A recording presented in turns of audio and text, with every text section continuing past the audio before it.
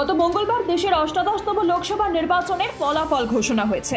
এই নির্বাচনে এনডিএর শরিক দল লোক জনশক্তি পার্টির প্রার্থী ২৫ বছর বয়সী সম্ভবী চৌধুরী তার নিকটতম প্রতিদ্বন্দ্বী কংগ্রেসের সানি হাজারিকে সমস্তিপুর লোকসভা আসনে ১,৮৭,২৫১ ভোটে হারিয়ে দিয়ে লোকসভার সর্বকনিষ্ঠ মহিলা সাংসদ হয়ে ইতিহাস করেছেন।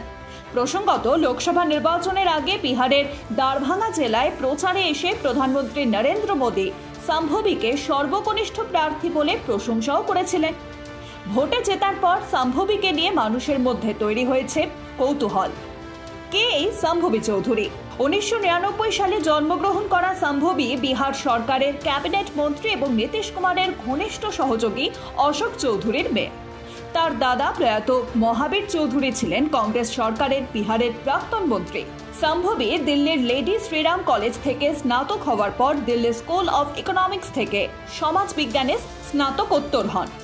দেশের সর্বকনিষ্ঠ মহিলা সাংসদ সম্ভবী প্রাক্তন আইপিএস অফিসার এবং মহাবীর মন্দির ট্রাস্টের সেক্রেটারি আচার্য কিশোর কুণালের ছেলে সায়ান কুণালের সঙ্গে পরিণয় সূত্রে আবদ্ধ হন।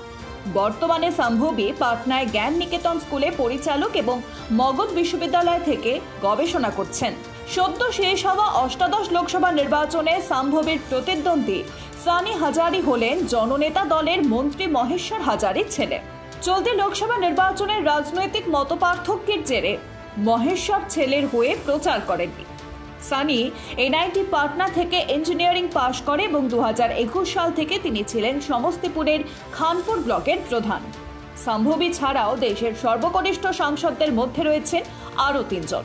এরা হলেন রাজস্থানের ভরতপুরের সঞ্জনা জাটভ, কৌসাম্বীর পুষ্পেন্দ্র সরোজ এবং উত্তরপ্রদেশের মছলি শহরের প্রিয়া সরোজ, যাদের বয়স ২৫ এবং তারা অষ্টাদশ লোকসভা নির্বাচনে জয়ী হয়ে সবচেয়ে কম বয়সী সাংসদ হিসাবে উঠে এসেছেন। Bureau report, Pritam Bangla.